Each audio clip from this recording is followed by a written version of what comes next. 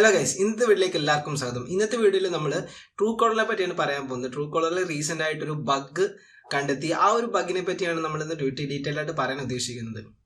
അപ്പോൾ ട്രൂ കോളറിൽ നടന്ന പ്രശ്നം എന്താണെന്ന് വെച്ചാൽ, റീസെന്റ് ആയിട്ട് ട്രൂ കോളർ അപ്ഡേറ്റ് ചെയ്ത ആൾക്കാരുടെ UPI രജിസ്ട്രേഷൻ ട്രൂ കോളറുമായിട്ട് ഓട്ടോമാറ്റിക്കായിട്ട് നടന്നു എന്നാണ് പറയപ്പെടുന്നത്. അപ്പം അതെങ്ങനെയാണ് നടന്നതെന്ന് വെച്ചാൽ, ഇപ്പോൾ ട്രൂ കോളർ റീസെന്റ് ആയിട്ടൊരു പുതിയ ഫീച്ചർ അതിൽ കൊണ്ടുവന്നു. ഓൺലൈൻ ട്രാൻസാക്ഷൻ, അതായത് ഓൺലൈൻ ട്രാൻസാക്ഷൻ അല്ല, ക്യാഷ് ട്രാൻസാക്ഷൻ നമുക്ക് ട്രൂ കോളർ വഴി ചെയ്യാൻ പറ്റുന്ന ഒരു ഫീച്ചർ. അതായത് നമ്മുടെ ഫോൺ പേയും ഗൂഗിൾ പേയും അതേപോലെ തന്നെ നമ്മുടെ ബിമ്മും ഒക്കെ നടക്കുന്ന പോലെ തന്നെ നമുക്ക് ട്രാൻസാക്ഷൻ അതുവഴി നടത്താൻ പറ്റും. അപ്പോൾ ട്രാൻസാക്ഷൻ നടക്കണമെങ്കിൽ UPI രജിസ്ട്രേഷൻ ചെയ്യണം. UPI രജിസ്ട്രേഷൻ എന്ന് പറഞ്ഞാൽ, UPI എന്ന് പറഞ്ഞാൽ ഒരു ഡിജിറ്റൽ ട്രാൻസാക്ഷൻ നമ്മൾ യൂസ് ചെയ്യുന്ന ഒരു ID നമുക്ക് വേണമെങ്കിൽ പറയാം. നമ്മുടെ ഒരു ബാങ്ക് അക്കൗണ്ട് പോലെ തന്നെ ഒരു ID ആണ്. ഈ ഒരു UPI IDയും അതേപോലെ നമ്മുടെ UPI പാസ്വേഡ് വെച്ചിട്ടാണ് നമ്മൾ ഓൺലൈനിൽ ട്രാൻസാക്ഷൻസ് ഒക്കെ നടത്തുന്നത്. അപ്പോൾ ഈ UPI രജിസ്ട്രേഷൻ ചെയ്താൽ മാത്രമേ നമുക്ക് ട്രാൻസാക്ഷൻ നടത്താൻ പറ്റത്തുള്ളൂ. ഇങ്ങനെ ട്രൂ കോളർ ഇൻട്രൊഡ്യൂസ് ചെയ്ത ആ ഫെസിലിറ്റിയിലേക്ക് ഓട്ടോമാറ്റിക്കായിട്ട് പല ആൾക്കാരുടെയും രജിസ്ട്രേഷൻ നടന്നതാണ് പറയപ്പെടുന്നത്. അതേപോലെ തന്നെ ഈ ട്രൂ കോളറിൽ പ്രീമിയം മെമ്പർഷിപ്പ് ഉണ്ട്. അതായത് മാസം ഇത്ര രൂപ കൊടുത്തു കഴിഞ്ഞാൽ നമുക്ക് പ്രീമിയം മെമ്പേഴ്സ് ആവാൻ പറ്റും. ആ പ്രീമിയം മെമ്പേഴ്സിന് അവർ കുറേ ഫീച്ചേഴ്സും അതായത് ഫെസിലിറ്റീസും ഒക്കെ പ്രൊവൈഡ് ചെയ്യുന്നുണ്ട്. അപ്പോൾ ഈ രജിസ്റ്റർ ചെയ്ത UPI വഴി രജിസ്റ്റർ ചെയ്ത പല ആൾക്കാരുടെയും പ്രീമിയം മെമ്പർഷിപ്പ് ഓട്ടോമാറ്റിക്കായിട്ട് പ്രീമിയം മെമ്പർഷിപ്പ് അവർക്ക് ആഡ് ആയെന്നാണ് പറയുന്നത്. അവരുടെ പൈസ പിടിച്ചു എന്നും പറയുന്നുണ്ട്. അതിൽ ആദ്യം പറഞ്ഞ കാര്യം ട്രൂ കോളർ തന്നെ കൺഫേം ചെയ്തിട്ടുണ്ട്. ഇത് അവരുടെ ആപ്ലിക്കേഷനിൽ വന്നതിൻ്റെ ബഗ്ഗാണ്. ആ ഒരു ബഗ് കാരണമാണ് അവർ ഓട്ടോമാറ്റിക്കായിട്ട് UPI രജിസ്ട്രേഷൻ നടന്നതെന്നാണ് പറയുന്നത്. അപ്പോൾ നമ്മളിവിടെ ആലോചിക്കേണ്ട കുറച്ച് കാര്യങ്ങളുണ്ട്. ഇപ്പോൾ UPI രജിസ്ട്രേഷൻ ചെയ്യണമെങ്കിൽ നമ്മുടെ ഫോണിൽ, നമ്മുടെ സ്മാർട്ട് ഫോണിൽ നമ്മുടെ ബാങ്കുമായിട്ട് ലിങ്ക് ചെയ്തിരിക്കുന്ന സിം കാർഡ് വേണം. ആ ഒരു സിം കാർഡിൽ പൈസ ഉണ്ടെങ്കിൽ അതിൽ നിന്നൊരു മെസ്സേജ് അയച്ചു കഴിഞ്ഞാൽ നമുക്ക് UPI രജിസ്ട്രേഷൻ ചെയ്യാൻ പറ്റും. അപ്പോൾ ഒന്നാമത്തെ കാര്യം, നമ്മൾ മെസ്സേജ് ആക്സസ് പെർമിഷൻ കൊടുത്തിട്ടുണ്ടെങ്കിൽ മാത്രമേ UPI രജിസ്ട്രേഷൻ നടക്കത്തുള്ളൂ. അതൊന്നാമത്തെ കാര്യം. അപ്പം നിങ്ങൾ ഏതൊരു ആപ്ലിക്കേഷൻ ഇൻസ്റ്റാൾ ചെയ്താലും പെർമിഷൻസ് കൊടുക്കുന്ന സമയത്ത് വളരെയധികം ശ്രദ്ധിക്കണം. ഇനി ഞാൻ ഈ ട്രൂ കോളർ വർക്ക് ചെയ്യുന്നത് എങ്ങനെയാണെന്ന് പറയാം. ഇത് ട്രൂ കോളർ സ്റ്റാർട്ടിങ് സമയത്ത് വർക്ക് ചെയ്ത് എങ്ങനെയാണെന്ന് വെച്ചാൽ, അതിൽ ട്രൂ കോളർ ജോയിൻ ചെയ്യുന്നത് ഫേസ്ബുക്ക് വഴിയായിരുന്നു. ഫേസ്ബുക്ക് ലോഗിൻ ആയിരുന്നു.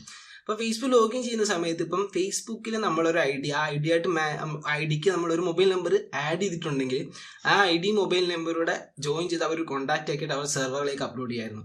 അങ്ങനെയാണ് ഈ ആദ്യ കാലങ്ങളിൽ അവരുടെ സെർവറിൽ കോൺടാക്ട്സ് അവർ ആഡ് ചെയ്തുകൊണ്ടിരുന്നത്. പിന്നീടാണ് അവർ മൊബൈലിൽ പെർമിഷൻസ് അലോ ചെയ്ത് നമ്മൾ മൊബൈൽ വെച്ചിട്ട് മൊബൈൽ നമ്പർ വെച്ച് രജിസ്റ്റർ ചെയ്യുന്ന സമയത്ത് നമ്മുടെ കോൺടാക്ട്സിലുള്ള നമ്മുടെ പെർമിഷൻ അലോ ചെയ്ത് കൊടുത്തു കഴിഞ്ഞാൽ നമ്മുടെ കോൺടാക്ട്സിലുള്ള എല്ലാവരെയും കോണ്ടാക്ട്സ് അവരുടെ സെർവറിലേക്ക് ആഡ് ആവും.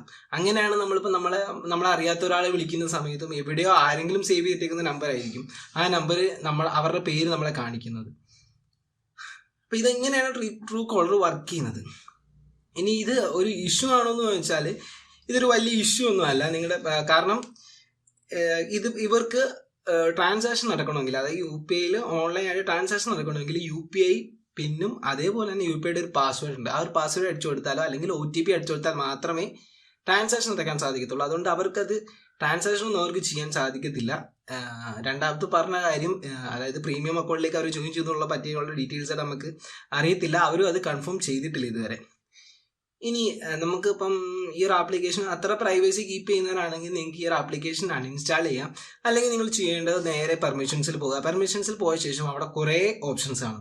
മിക്കവാറും എല്ലാവരും ആ എല്ലാ ഓപ്ഷൻസും അലോ ചെയ്ത് കൊടുത്തിട്ടുണ്ടാവും. അതിൽ നിന്നും കോൺടാക്ട്സ് മാത്രം അലോ ചെയ്ത് കൊടുക്കുക. ബാക്കിയെല്ലാം തന്നെ മെയിനായിട്ട് നിങ്ങൾ ചെയ്യേണ്ടത് SMS ആപ്ലിക്കേഷനായിട്ട് ട്രൂ കോളർ ഒരു കാരണവശാലും യൂസ് ചെയ്യരുത്. കാരണം നമ്മുടെ OTPs വരുന്നതും ബാക്കിയുള്ള ബാങ്കിൻ്റെ ഡീറ്റെയിൽസ് ഒക്കെ വരുന്നത് SMS ആപ്ലിക്കേഷനാണ്. അവിടെ ആക്സസ് കൊടുത്തു കഴിഞ്ഞാൽ അവർക്ക് ആ OTPയും നമ്മുടെ ബാങ്കിൻ്റെ ഡീറ്റെയിൽസും ഒക്കെ എടുക്കാൻ സാധിക്കും.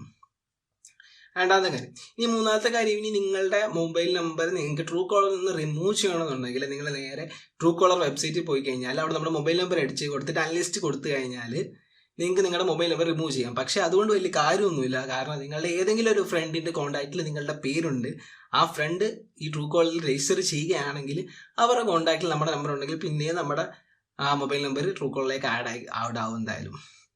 അപ്പോൾ ഇതൊരു വലിയ ഇഷ്യൂ ഒന്നുമല്ല. ജസ്റ്റ് നിങ്ങൾ ആ പെർമിഷൻസിൻ്റെ കാര്യം ഒന്ന് ശ്രദ്ധിക്കുക. അപ്പോൾ ഈ ഒരു വീഡിയോ നിങ്ങൾ മാക്സിമം ഒന്ന് ഷെയർ ചെയ്യാൻ ശ്രമിക്കുക. വീഡിയോ ഇഷ്ടപ്പെടുകയാണെങ്കിൽ തീർച്ചയായിട്ടും ചാനൽ സബ്സ്ക്രൈബ് ചെയ്യുക. ഈ വീഡിയോ ഒന്ന് ലൈക്ക് ചെയ്യുക. അപ്പോൾ അടുത്ത വീഡിയോ കാണുന്നവരെ ബൈ ബൈ.